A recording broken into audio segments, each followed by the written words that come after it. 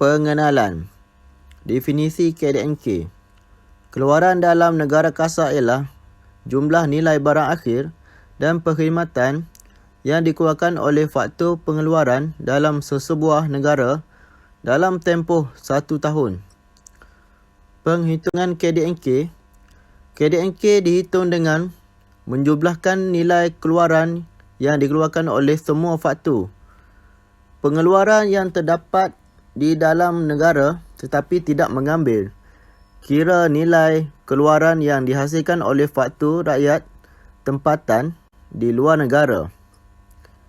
KDNK menghitung nilai output yang dihasilkan oleh faktor pengeluaran dalam negara bagi jangka masa setahun tanpa mengira faktor pengeluaran tersebut milik negara itu atau milik negara asing. KDNK mengambil kira nilai sumbangan keluaran faktor tempatan dan faktor asing di negara itu. Sektor pertanian. Definisi sektor pertanian. Sektor pertanian ialah sektor yang mengeluarkan makanan dan barangan melalui penanaman secara kecilan, peladangan, peternakan, perikanan dan perhutanan. Objektif sektor pertanian dapat memastikan bekalan makanan mencukupi. Pertama, Malaysia antara negara yang menjadikan beras sebagai makanan keperluan. Yang kedua, oleh hal yang demikian, kerajaan berusaha menghasilkan padi 2 kali setahun untuk menampung permintaan masyarakat selain berusaha mengurangkan import beras dari negara luar seperti Thailand. Yang ketiga, kerajaan mahu mengurangkan kebergantungan kepada negara luar memandangkan padi sawah boleh ditanam di negara-negara lain. Dapat menyediakan peluang pekerjaan. Pertama, pertanian merupakan pekerjaan warisan yang menjana ekonomi keluarga, khususnya di negara membangun seperti Malaysia. Yang kedua, sektor pertanian menyumbang 50% peluang pekerjaan. Yang ketiga, misalnya pekerja dalam sektor pertanian bukan sahaja bekerja di ladang, malahan meliputi pemprosesan dan pemasaran. Seterusnya, menjana pendapatan negara dan masyarakat. Pertama, iklim dan tanah yang sesuai mampu memberi pulangan yang lumayan. Seterusnya, data peratusan pertanian yang menyumbang kepada KDNK tahun 2020. Nilai ditambah dalam sektor pertanian sebagai peratus daripada KDNK pada tahun 1960 hingga tahun 2020. Untuk menunjukkan itu, kami menyediakan data untuk Malaysia dari tahun 1960 hingga tahun 2020.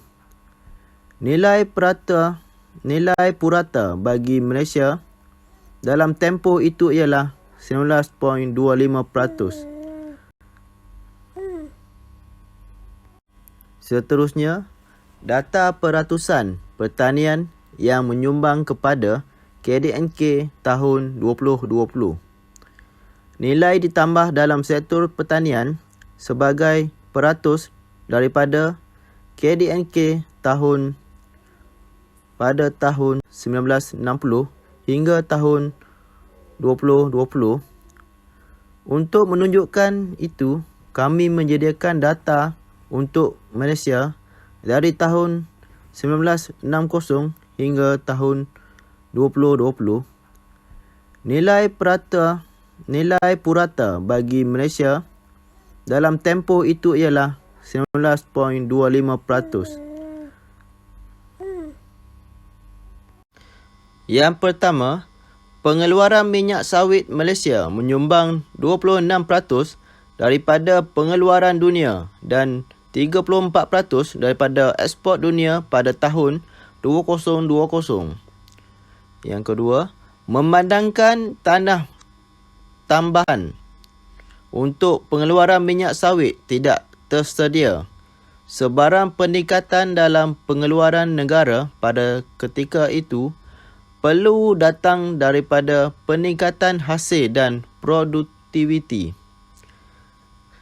Yang ketiga, syarikat minyak sawit Malaysia juga mempunyai kehadiran besar di Indonesia dan telah melabur dalam penapisan minyak sawit di pasaran utama seperti Eropah, India, China dan Amerika Syarikat. Yang keempat, kebanyakan syarikat terbesar dan paling berjaya di Malaysia adalah perusahaan peladangan sawit. Cabaran dan implikasi sektor pertanian kepada negara. Yang pertama, pertanian sebagai sumber pelbagai fungsi. Yang kedua, peruntukan tanah yang tersedia yang cekap kepada subsektor pertanian. Yang ketiga, kekurangan buruh pertanian dalam negeri. Kesimpulan, pertanian kekal sebagai sektor penting di Malaysia. Sektor pertanian masih memainkan peranan penting sebagai makanan pembekal, mewujudkan pekerjaan dan menjana pendapatan daripada produk ekspor.